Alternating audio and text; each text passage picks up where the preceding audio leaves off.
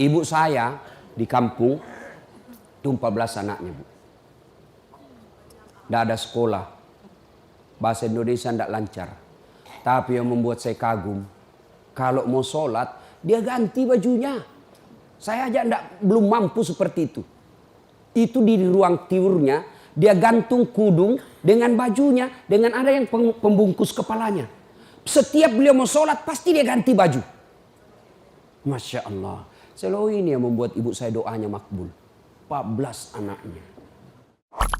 Ibu bapak, saudara-saudara sekalian, teristimewa yang kita muliakan dengan semulia-mulianya, tuan-tuan guru kita, para habaib, para alim ulama, ustadz-ustadz pengasuh, majelis zikir Al-Ihya yang insya Allah dimuliakan dan dirahmati oleh Allah Subhanahu wa Ta'ala. Suatu kali Nabi bertanya kepada sahabat, saudara-saudara sekalian, dalam dirimu ada segumpal darah. Apabila segumpal darah itu baik, maka baiklah seluruh anggota tubuhmu. Tapi apabila segumpal darah itu rusak, maka rusaklah seluruh anggota tubuhmu. Sahabat bertanya, kalau begitu apa gerangan segumpal darah itu ya Rasulullah? Nabi menjelaskan, dialah qalb, hati. Ini berarti bahwa pengendali utama dan pertama baik tidaknya sifat dan akhlak kita tergantung dari hatinya. Kalau hatinya baik, hatinya sehat, tutur katanya enak. Perbuatannya menyenangkan orang. Kelakuannya tidak mengganggu orang lain. Kalau hatinya sehat. Kalau hatinya sakit, tutur katanya tidak enak didengar. Kelakuannya merugikan orang. Perilakunya menjengkelkan orang. Kalau hatinya sudah sakit. Pertanyaan, hati yang ada di sini, ibu-ibu, sedulur-sedulur, bapak ibu sekalian, sehat atau sakit hatinya? Cepat benar mengaku. Ngaku. Sebelum kita ngaku sehat atau sakit, periksa dulu mana penyakit-penyakit hati itu. Harus tahu dulu mana penyakit-penyakit hati. Setelah kita tahu, yuk cross check, nyambungkan, connectingkan. Oh, ini saya nih.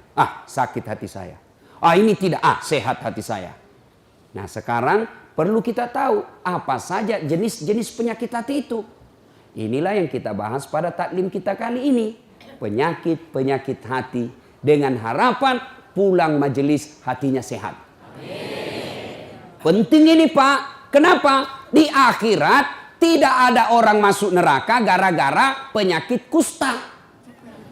Kenapa masuk neraka? Kusta Tuhan. Enggak. Kenapa masuk neraka? Ngontrak-ngontrak Tuhan, tidak punya rumah. Enggak. Kenapa masuk neraka? Sombong. Kenapa masuk neraka? Takabur. Kenapa masuk neraka? Ujub. Penyakit hati. Ini penting. Coba, kalau Bapak bawa mobil dari Jakarta ke Bogor, yang nyetir tangan. Yang berpikir sepanjang jalan, otak. Gas rem, kaki. Tapi begitu ada tikungan, apa tertulis? Hati-hati. Iya toh? Tidak tertulis otak-otak. Padahal otak yang berpikir. Iya, begitu pentingnya hati. Coba. Di lapangan terbang, bandara, ada pengumuman. Apa yang diumumkan? Perhatian, perhatian. Padahal yang berpikir otak. Yang menulis tangan. Pengumuman, perhatian, perhatian. Tidak ada pengumuman, perotakan, perotakan. Berarti memang ini hati adalah raja. Karenanya, sehatkan hati kalian. Mari kita lihat. Dalam kitab Iyah Ulumuddin, itu banyak sekali jenis-jenis penyakit hati. Mari kita lihat satu-satu. Mudah-mudahan cukup waktu. Yang pertama, yang paling banyak ini. Al-mutakhawilu bis sholah. Menganggap enteng sholat. Mana yang disebut menganggap enteng sholat? Mereka yang sudah tahu sholat 5 waktu wajib. Tapi mereka tidak mau melaksanakan. Inilah puncak kehancuran hati manusia. Karena ada orang begitu. Bersinah takut betul. Ngambil sandalnya orang takut sekali. Tidak puasa takut dosa. Ramadan 30 hari puasa. Tapi tidak sholat. Karena ada Ada yang begitu. Takut dia ngambil nasinya orang. Takut dia ganggu istrinya orang. Tapi begitu tiba waktu sholat, dia merasa tidak berdosa. Karena ada perasaan begitu. Lewat sholatnya 5 waktu, sehari dia tidak sholat, merasa tidak punya dosa. Inilah puncak hancurnya hati kalian. Ada yang begitu kan? Setengah mati cari duit. Dari pagi cari duit. Sampai malam cari duit. Tapi lupa sholat. Inilah yang selalu saya istilahkan. Kerja, cari duit. Begitu dia lapar, beli nasi bungkus. Sayangnya setelah ada nasi bungkusnya, nasinya dia buang, bungkusnya dia makan. Ini orang Bugis bilang beleng-beleng. Tahu beleng-beleng? Dongo. Tahu dongo? Beleng-beleng. Tahu beleng-beleng? Dongo. Tahu dongo? Reke Gering bilang dungu. Itu larang dungu. Asli sedugu-dugunya. Masa beli nasi bungkus, nasinya dia buang, nasi bungkusnya dia makan? Inilah orang yang setengah mati cari nafkah. Berpolitik siang malam. Berusaha siang malam. Ngajar siang malam. Cari harta siang malam. Lupa sholat. Beleng-beleng. Dungu. Apa sebab orang biasa tidak sholat? Mohon maaf. Punten, punten. Ibu-ibu paling banyak tidak sholat kalau ada pesta pengantin. Gara-gara apa? Make up. Mukanya dikira tembok. Kuning, coklat, abu-abu, biru. Oh, beleng-beleng. Itu biasa saya kasihan lihat itu ibu kalau ada pengantin. Mukanya betul-betul kayak tembok. Serba palsu. Bibirnya merah palsu. Alisnya tebal palsu. Bulu matanya panjang palsu. Pantatnya gabus. Semua palsu. Malah ada lagi lebih gila lagi saya lihat. Dia kasih lebih alisnya. Saya bilang kenapa dikasih lebih? Dia bilang seperti artis Korea. Ada artis Korea baru di Bogor tinggal. Coba sudahlah. Apa dilarang berdandan? Ya silahkan. Selama ibu berdandan supaya suami bangga di samping ibu. Itu ibadah. Tapi kalau ibu dandan gara-gara dandan tidak sholat. Beleng-beleng. Nah sekarang gimana solusinya Ustaz? Nah, ibu wuduk dulu. Sudah wuduk dandan. Sudah dandan tahan kentut. Biar sudah wuduk kentut batal. Nggak habis kok Ustaz, sedikit aja keluar. Biar sedikit batal. Coba. 2. Yang menyebabkan ibu-ibu banyak nggak sholat kalau ada pengantin. Apa? Jilbab. Saya ini sudah keliling-keliling ceramah sampai ke Malaysia, Timur Tengah, Brunei, Filipina Selatan. Ini hanya di Indonesia yang ibu-ibunya susah jilbabnya. Jilbab sakaratil maut. Masya Allah. Itu ada talinya tuh 2 meter. Dia ikat dulu. Dia ikat di lehernya. 2 meter dikasih kembang. 17 pentulnya. Ada kayak batang pohon di belakang. Sudah. Tidak bisa lah dia goyang lehernya. Sudah diikat. Coba. Ayo.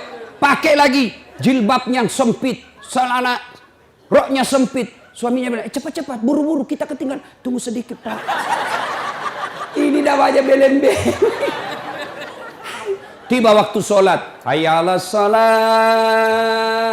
Suaminya bilang, bu. Baru aja kau pulang umroh. Itu baru 2 bulan yang lalu kau pulang umroh. Ini sudah mau asar kau belum sholat duhur. Sana pergi sholat. Apa kata istrinya? Sadar kau Pak. Saya sadar saya suruh kau sholat. Kau ndak lihat ini jilbabku. 2 jam makainya ini. Beleng-beleng. Sudah ya. Bu. Yang paling banyak perempuan ndak sholat kalau ada pesta. Ini kalau laki-laki kapan banyak ndak sholat? Ada Piala Champion. Subuh ndak sholat subuh. Gara-gara sepak bola. Begitu nonton dari jam 2, seri adu penalti. Bersamaan azan subuh. Pilih mana Pak? Bapak pilih mana? Pergi sholat, ketinggalan gol. Nonton, ketinggalan sholat. Akhirnya apa? Diambil sajadahnya, sholat depan televisi. Ini lebih beleng-beleng. Ayo. Demi Allah. Apa alasan orang biasa tidak sholat? Ustaz, saya kaya Ustaz. Dia kaya aja dia tidak sholat. Ada yang kalah kayanya Nabi Sulaiman?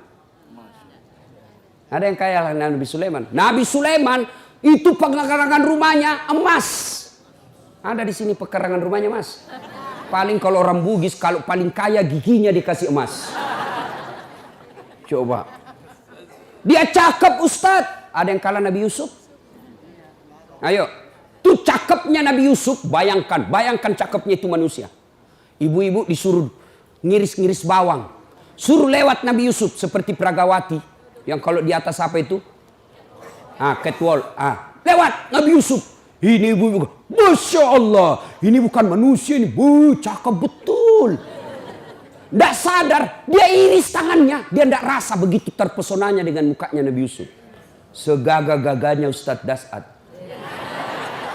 Jangankan ngiris bawang, kentut aja hilang perhatian. Coba, gagahnya Nabi Yusuf, tapi tetap taat beribadah kepada Allah. Saya kuat Ustadz, binaragawan. Ada kala Nabi Musa. Nabi Musa itu bu, kalau dia kunci badannya, tembus itu bulu-bulu di bajunya. Kalau dia kunci badan, terlempar songkoknya. Kalau dia tinju orang, belum sampai tinjunya sudah jatuh itu musuhnya. Ini orang Bugis bilang karate do, karate campur doti. Doti itu magic. Coba, hebat. Saya cerdas Ustaz. Ada yang kalah cerdasnya Nabi Nuh. Sampai detik ini tidak ada orang arsitek bikin perahu di atas gunung. Semua mereka bikin perahu di pesisir pantai. Nuh alaihissalam di atas gunung bikin perahu. Cerdas, tidak sombong, tetap sujud beribadah kepada Allah. Apa lagi? Ada apa alasanmu lagi? Tinggi pangkatnya Ustaz. Ada yang kalah pangkatnya Rasulullah Muhammad SAW. Beliau adalah penghulu para nabi. Penghulu para nabi. Kekuasaannya waktu itu bukan cuma Makkah Madinah, sebagian dunia itu taklukan Islam waktu itu dibawa kekuasaan Rasulullah Muhammad SAW. Apa yang kita mau alasan tidak mau sholat? Jelas? Demi Allah, tidak ada keselamatan bagi mereka yang menganggap enteng sholat. Ustaz, saya ini merantau Ustaz dari Sumatera. 30 tahun sudah saya di Bogor Ustaz. Tidak bisa lepas dari kredit. Rumahnya susah. Masih ngontrak-ngontrak Ustaz. Periksa sholatmu. Anak saya nakal betul Ustaz. Periksa sholatnya. Kalau sholat baik, mustahil Allah sengsarakan hidupmu. Tuhan apa yang bikin sengsara hidupnya orang yang baik sholatnya? Saya sholat Ustaz. Betul kamu sholat tapi tidak ikhlas. Ya Allah sholat. Asar lagi. Barusan duhur. Kok tidak ikhlas bos? Ayo. Saya ikhlas Ustaz. Mana ikhlas sholat duhur sudah dekat asar? Ikhlas kan namanya itu. Ayo. Mana ikhlas sholat asar sudah dekat maghrib. 1 kali wudhu itu sudah sholat asarnya itu juga maghribnya. Mana? Maka kalau hidup kita susah, jangan cari kambing hitam, lebih periksa sholatnya. Saya sholat Ustaz, kenapa hidupku susah? Betul kau sholat, tapi sholatmu main-main. Tidak semangat ketemu Allah. Allah.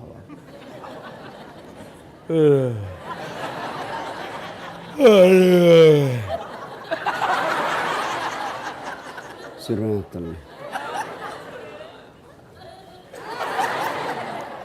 Ada yang sholat seperti itu. Ada. Sholat kayak ditiup angin. Allahu Akbar.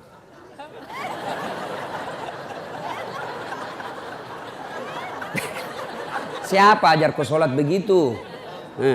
Ada juga sholat yang terlalu semangat. Allahu Akbar.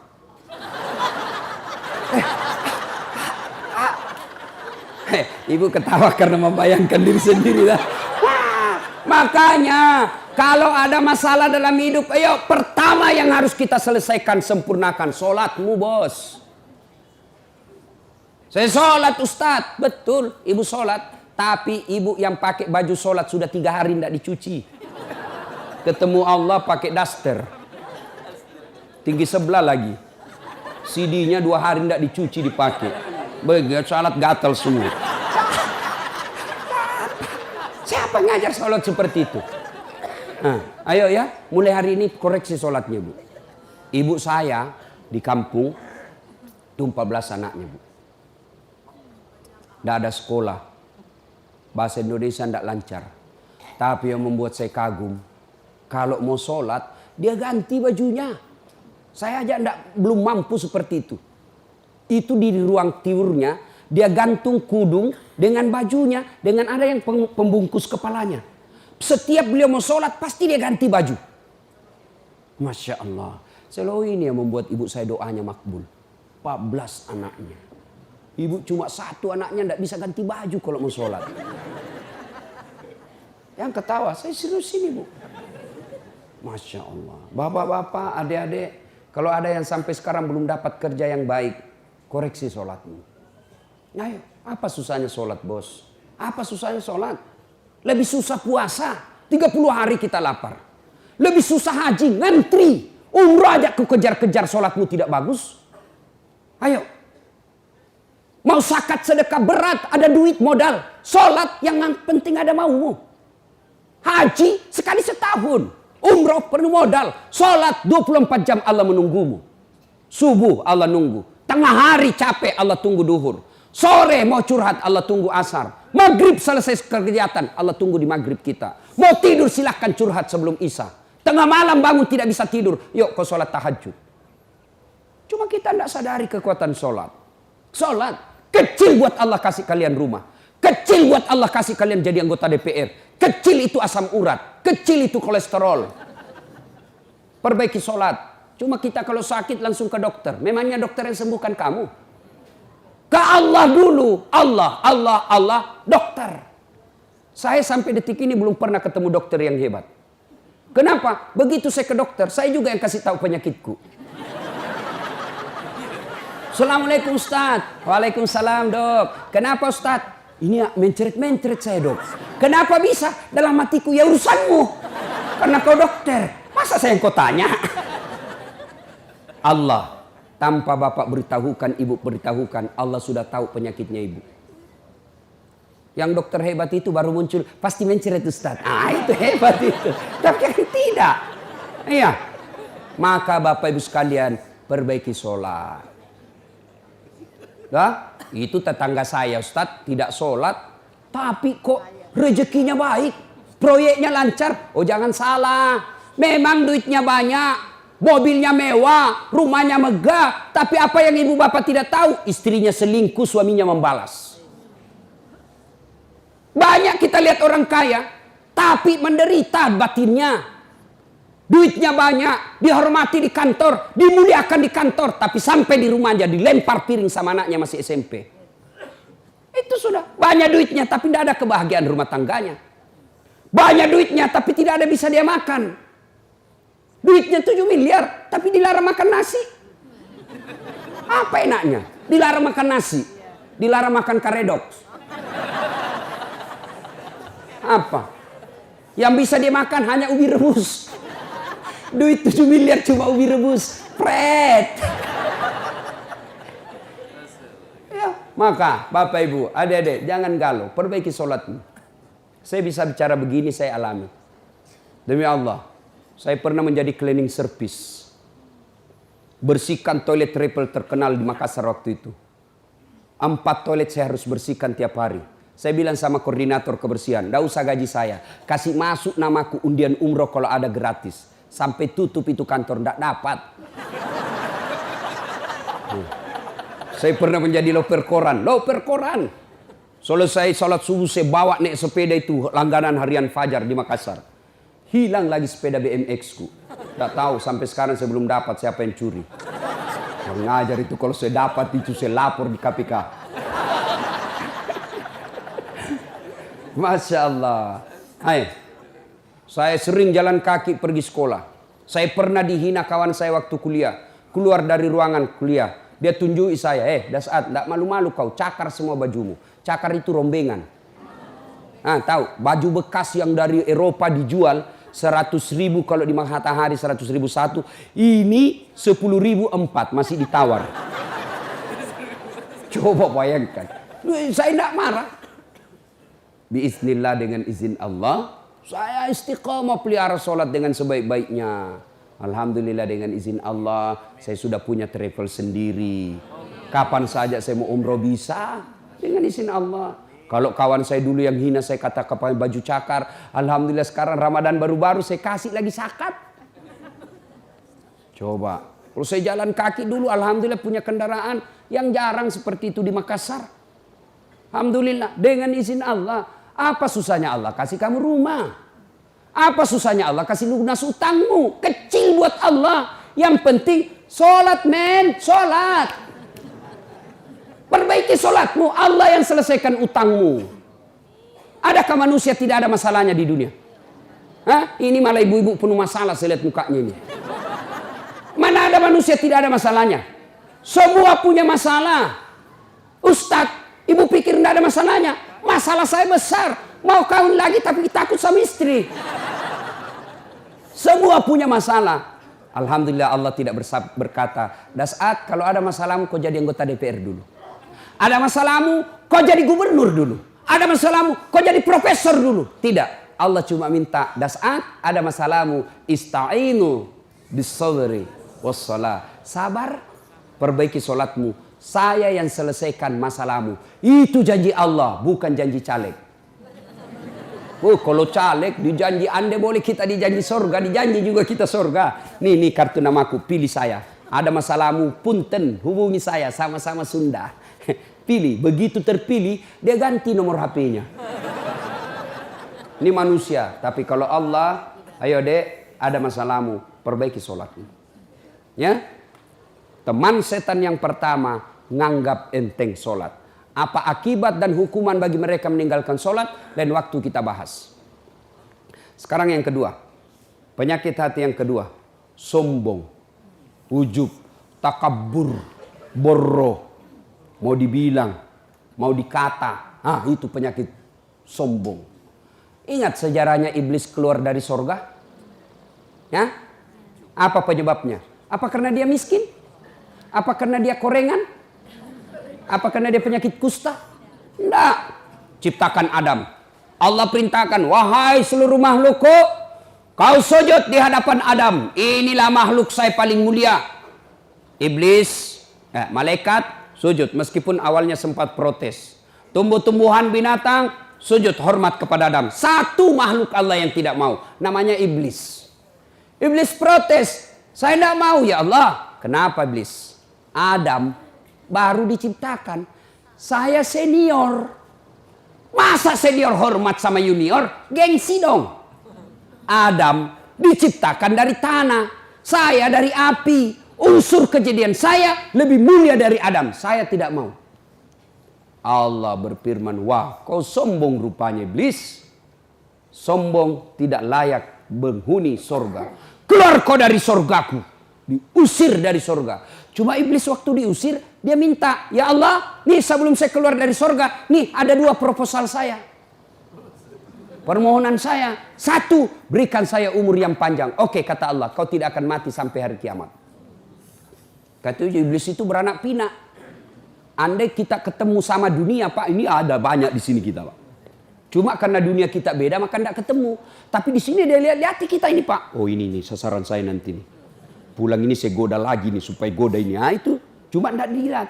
Tuh. Yang kedua kata iblis, permohonan saya yang kedua, berikan saya skill, kemampuan, kehebatan untuk menggoda anak cucunya Adam. Gara-gara Adam saya diusir, maka saya akan melakukan perang sepanjang hidup saya. Itu iblis. Kata Allah, silakan. Kecuali orang yang lemah imannya kau bisa goda. Keluar iblis. Mulailah dia goda kita. Nah, cara menggodanya ditimbulkan rasa sombong. Sombong itu adik-adik penyebabnya 1, bertambahnya ilmu. Ini yang bisa masuk ini ustadz. Ada ustadz sombong? Banyak. Bikin Instagram. Silakan hubungi kami kalau ada masalah silakan tanya. Begitu dihubungi, tidak dibalas-balas. Kan ada yang begitu. Sombong. Biar Instagram tidak mau balas, WhatsAppnya orang tidak dibalas. Sombong lu men. Apa yang kau mau sombongkan dengan ilmumu? Wa ma utitu minal illa qalila. Saya tidak kasih kau ilmu kecuali sangat sedikit. Lalu apa yang kau mau sombongkan dengan ilmumu? Termasuk ustadz yang sombong itu tidak mau menerima perbedaan pendapat. Hanya dia yang benar. Pokoknya kalau tidak sesuai kajiannya salah, sesat. Kayak dia ajak panitia hari kiamat. Ini yang boleh masuk surga, ini yang tidak. Memang kau Tuhan. Kalau kau mau jadi penceramah jangan salah benar. Kau jadi qadhi, jadi hakim. Penceramah ngajak, sampaikan semua pendapat orang. Jangan kau memponis. Maulid bid'ah. Salawat bersama berjamaah bid'ah. Isra Mi'raj bid'ah. Taksiyah bid'ah. Jabat tangan selesai salat bid'ah. Doa bersama bid'ah. Kenapa bid'ah? Tidak ada pada zaman Nabi. Tidak ada pada zaman Nabi. Bid'ah, bid'ah, sesat, masuk neraka. Masa gara-gara dengar ceramah begini kau bilang kita masuk neraka? Nenekmu punya neraka. Kasih masuk kita juga surga. Kan luas itu surga. Muat semua kita di sini. Kalau alasanmu tidak ada pada zaman Nabi, kau ceramah jangan pakai mic. Kan tidak ada pada zaman Nabi. Ayo kita ceramah. Tidak boleh pakai mic. Karena mic tidak ada pada zaman Nabi. Mana? Beda ini, beda. Tidak boleh pakai mic. Tidak boleh. Apa? Mana caranya? Makanya. Ayo. Teman-teman pemuda hijrah, Allah sudah menyambut kedatanganmu. Tapi Allah tidak senang kalian sombong. Mentang-mentang hijrah, yang tidak sepaham dengan dia sesat. Belajar agamanya baru 6 bulan. Itu pun melalui YouTube. Instagram. Baru 2 menit habis kuotanya. Maham agama setengah-setengah. Saya dimaki-maki di Facebook, di wall saya. Ini Ustadz, ngaku-ngaku sunnah, ngaku-ngaku narakan sunnah. Kau tidak pelihara sunnah. Kenapa kau bilang saya tidak pelihara sunnah? Buktinya kau tidak pelihara jenggot. Ya mau diapa kalau tidak mau tumbuh? Gara-gara jenggot dia marah-marah sama saya. Saya sudah kasih minyak malah gatal. Dia bilang istri saya, bau betul itu kau punya mulut. Bukan mulut minyaknya. Sudah ya. Ada. Semua dianggap salah. Adalah yang paling enak beragama itu Pak. You yakin begitu, laksanakan itu yang kau punya keyakinan. Jangan kau salahkan saya. Saya selalu pakai istilah untuk menuju Allah itu 10 kau dapat dari mana. Untuk datang kepada Allah, lagu Roma Irama banyak jalan menuju Roma. Ya? Kalau saya jangan memahami dekat dengan Allah itu, jangan pertanyaannya 10 tambah 10 sama dengan berapa? Pasti jawabannya hanya 1. 10 tambah 10 sama dengan berapa? 20. Tidak bisa pilihan lain. Tapi cara mendekati Allah itu 20 kau dapat dari mana? Boleh 10 tambah 10. Boleh 21 kurang 1. Boleh 19 tambah 1. Boleh 15 tambah 5. Ah, ini enaknya kalau kita begini. Ini hanya dia yang mau benar. Semua salah. Ya, jangan sombong. Apa yang kau sombongkan dengan ilmu? Ada orang banyak betul ilmunya. Allah marah, mulai dikasih pikun. Pikun tidak ada obatnya. Selama ini dia pergi mengajar, diprotes sama istrinya. Pak, biasanya kalau kau mau mengajar, kau cium-cium jidatku. Ini sudah hampir 2 minggu tidak pernah kau cium saya. Langsung dia bilang suaminya, astagfirullah. Berarti siapa kau cium selama ini? Ternyata pembantunya. Apa kau sombong? Pikun kau tidak bisa bedakan istri pembantu. Jangan juga modus. Teman-teman pulang dengar ceramah ini, besok dia masuk kamar pembantu. Didapat sama istrinya, kukira kamu sayang. Jangan sombong dengan ilmu. Ya, pintu masuknya setan sombong. Yang kedua, apa penyebab sombong? Nah, bertambahnya pangkat jabatan. Kan sombong. Anggota DPR, jangan sombong. Kau jadi anggota DPR karena rakyat memilihmu. Nah, jadi bupati, jangan sombong. Kau jadi bupati karena rakyat milih. Tidak pilih, wabillahi taufiq wal hidayah. Keluar kau jadi rakyat biasa.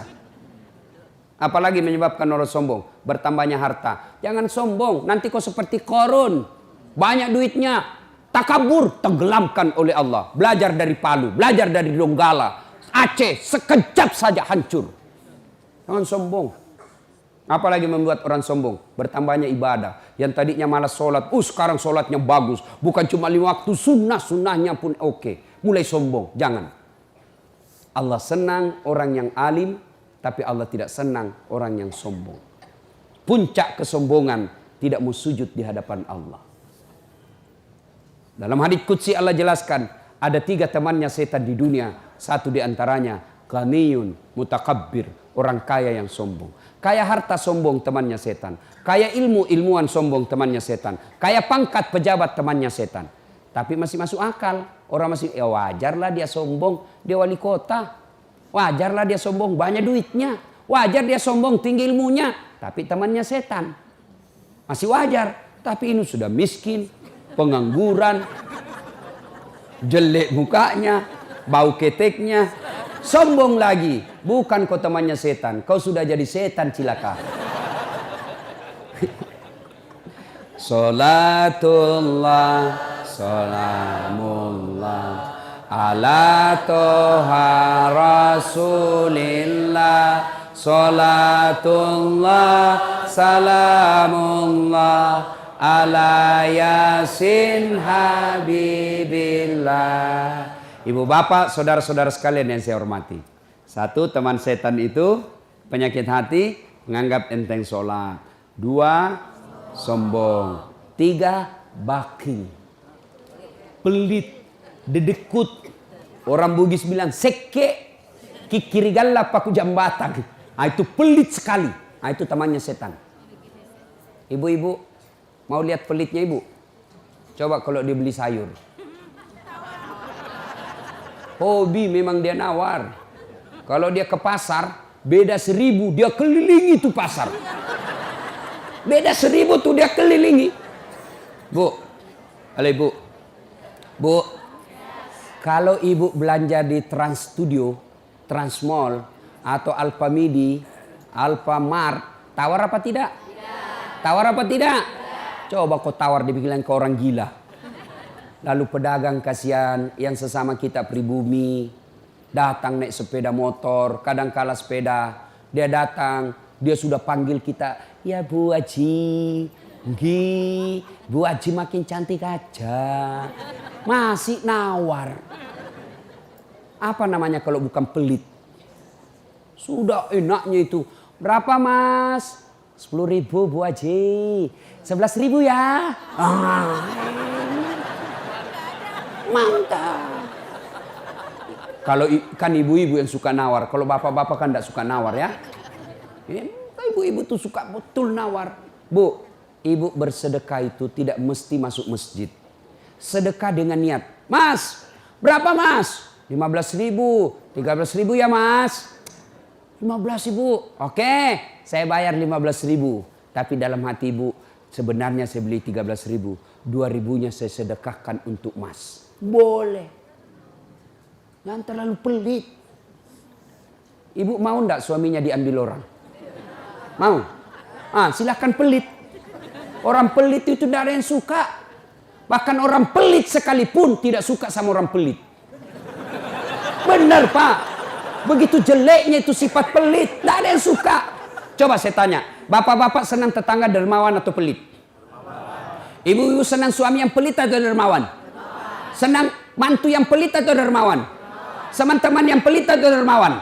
Dermawan, tidak ada orang suka orang pelit. Bahkan orang pelit pun tidak suka sama semuanya pelit. Jangan kau ke rumahnya, pelit dia itu. Padahal dia juga pelit. Begitu jeleknya itu sifat pelit. Demi Allah, tidak ada orang bangkrut gara-gara sedekah. Adakah pernah Bapak dengar? Mas, tuh yang di sudut rumah di komplek, tuh kaya betul dulu Ustadz. Cuma karena dia rajin sedekah, bangkrut. Ada? Tidak pernah. Biasa kita ini sangka buruk kepada Allah. Tidak mau bersedekah karena sangka buruk. Nanti saya makan apa? Nanti saya makan apa? Jangan cemas rezeki. Jangankan diambil orang. Tertukar saja tidak. Cica aja dijamin rezekinya. Tahu cica? Tahu? Cica makan apa ibu? Masuk akal enggak? Tidak masuk akal. Gimana caranya? Satu di dinding, satu terbang. Di mana ketemu? Tidak ada terminalnya. Kalau pesawat terbang Kita jalan, ada ketemunya di mana? Di bandara. Ini cicak, satu terbang, satu di dinding. Di mana ketemunya? Tapi lagu kita waktu kecil kan, cicak-cicak di dinding, diam-diam merayap, datang seekor nyamuk. Nyamuk yang datang. Nyamuk yang datang. Allah jamin rezekinya. Lagu tidak bilang cicak lompat ke nyamuk. Setengah mati cicak, kasihan. Iya kan? Itu cicak, ndak sarjana, ndak punya kursus, ndak ada kaki, ndak ada otaknya, ndak cerdas, bisa hidup. Apalagi ibu, jangan pelit. Sedekah, Allah sudah jamin rezekimu. Bu, ada suaminya mulai selingkuh. Ada? Ndak usah curhat sama tetangga, apalagi curhat di Facebook. Tak kusangka kau begitu. Pret. Beleng-beleng. Rahasia keluargamu kau ungkap di Facebook. Begitu mulai, Bu, ciri-ciri laki-laki yang sudah mulai lain-lainnya. Kalau yang selama ini tidak pernah pakai sisir keluar, tiba-tiba rapi. Tidak pernah pakai parfum, tiba-tiba beli parfum malaikat subuh. Nah, yang tadinya keluar rumah tidak pernah pakai setrikaan, langsung rapi. Yang paling mencurigakan kalau dia terima SMS dalam kamar mandi. 70% wajib dicurigai. Nah, kalau sudah begitu ibu tidak usah curhat sama tetangga. Lebih curhat kepada Allah. Bangun ibu sholat hajat. Lakukan sampai 8 rakaat. Setiap 2 rakaat di sujud terakhirmu kau berdoa kepada Allah. Ya Allah, engkau yang membolak-balikkan rasa cinta dalam hati suamiku. Tidak mungkin aku bisa mengendalikan cintanya. Ya Allah, tidak mungkin aku jaga dia 24 jam. Engkau yang maha menjaga ya Allah. Ya Allah, pelihara suamiku dari godaan perempuan lain. Ini ada duit saya 500 ribu. Saya tolak bala besok ke panti asuhan. Mudah-mudahan 500 ribu suamiku terhindar dari wanita jahat. Bismillah. Coba amalkan itu, Bu. Coba amalkan. Yang jadi masalah kalau suaminya juga sudah tahu rumusnya. Dia bangun juga sholat tahajud. Dia bangun pula sholat hajat. Istrinya sebelah, kamar sebelah. Suaminya kamar sebelah. Ya Allah, capek sudah saya lihat istri saya, ya Allah. Ngamuk aja kerjanya. Marah-marah aja. Berat badannya juga makin tambah, ya Allah. Tak tahu dilihat dari mana dia seksi. Ya Allah, ini ada duit saya 500 ribu. Tolak bala, ya Allah. Mudah-mudahan istriku ikhlas saya kawin lagi. Bingung malaikat, yang mana nih? Jangan pelit. Demi Allah. Tidak ada orang bangkrut gara-gara sedekah. Saya kasih contoh. Tanggal 4 kemarin, sehari sebelum lebaran. Ya, tanggal 3 malam. Ada anak-anak usia 19 tahun. Bapaknya Flores, mamanya Toraja. Kristen. Karena sering dengar ceramah saya di YouTube, akhirnya dia memutuskan diri masuk Islam. Desember kemarin. 19 tahun. Tanggal 3 malam, dia DM ke saya di Instagram. Ustadz, saya ini dicerita cara mualafnya. Kemudian besok sudah mau lebaran, saya belum punya baju baru, Ustadz. Saya lihat Ustadz ini bagus-bagus bajunya. Di mana belinya, Ustadz? Saya bilang sebenarnya baju saya tidak dibeli, bikin sendiri. Tapi yang lebih sebenarnya lagi, bukan baju yang bagus, saya yang gagah. Ya, sudahlah. Saya butuh baju lebaran. Saya bilang, kau datanglah ke rumah saya. Saya sediakan kau pilih bajuku yang kau suka. Dia pakai tongkat turun dari taksi. Wih, kasihan saya. Kenapa kakimu, Dek? Ternyata diamputasi kakinya. Dia singgah sholat asar ditabrak mobil. Saya bilang berat betul hidupnya ini anak. Diusir dari orang tuanya, Pak. Diusir, sekarang tinggal di masjid. Tidak disetujui, hanya dia sendiri masuk Islam. Diusir. Bilang, kenapa kakimu? Saya cerita. Sedih saya, sempat berkaca. Jangan sedih, Ustaz. Ini tidak ada artinya nih kaki ketimbang iman saya kepada Allah. Luar biasa, 19 tahun. Saya ambil baju saya yang paling bagus. Kau pilih ini, Dek. Mana kau suka? Bener, diambil yang paling bagus. Sempat juga saya nyesal. Sudah. Karena saya buru-buru ke bandara. Saya mau pergi khotbah. Ya, ini, Dek. Kau ambil 1 juta. Sudah. Baliklah dia. Naik Grab lagi. Sudah. Perjalanan saya ke bandara, masuk WhatsApp. Ustadz, berapa nomor rekeningnya? Di papan. Dalam hati saya bilang, kenapa lagi Pak? Ada apa? Padahal dalam hatiku segeralah. Kirimlah nomor rekening. Masih di atas mobil, masuk. Tik, tik, tik, tik. Masuk, berapa transferan masuk? 30 juta. Tadi keluar 1 juta. Tidak cukup sampai situ. Allah balas lebih banyak. Sampai di airport, bandara, depan pintu 7 nunggu saya keberangkatan. Tiba-tiba ada ibu-ibu lari. Bawa amplop. Ustaz, tunggu dulu Ustaz. Apa? Ini dalam hatiku. Ada apa lagi? Padahal cepat sudah.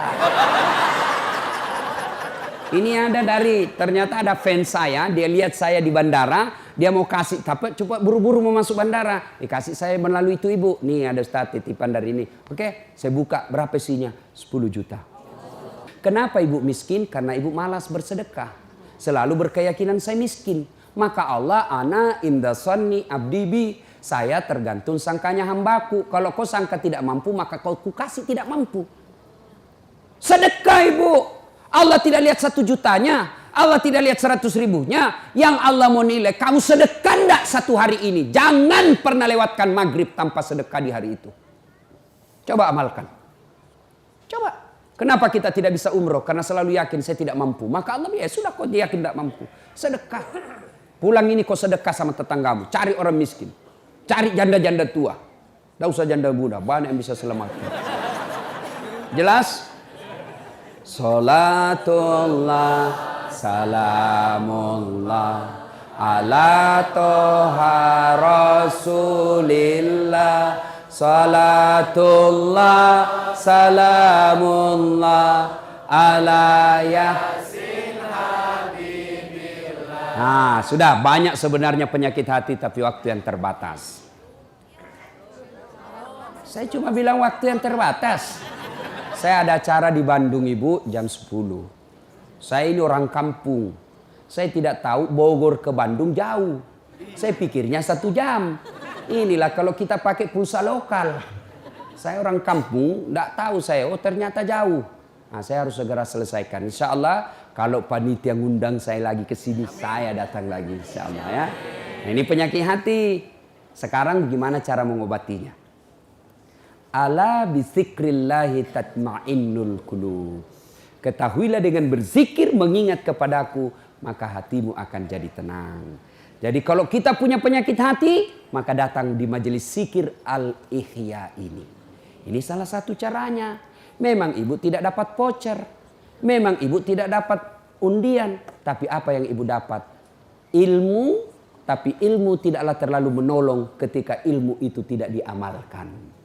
Amalkan yang Bapak Ibu tahu, maka Allah akan berikan ketenteraman jiwa, ketenangan hati. Kalau hati sudah tenang, itulah kekayaan kita yang paling baik. Ibu Bapak, inilah tausiah kita, mudah-mudahan ada manfaat. Kalau masih mau dengar ceramah saya, gampang. Silakan saksikan Tablik Akbar Damai Indonesiaku, TV One.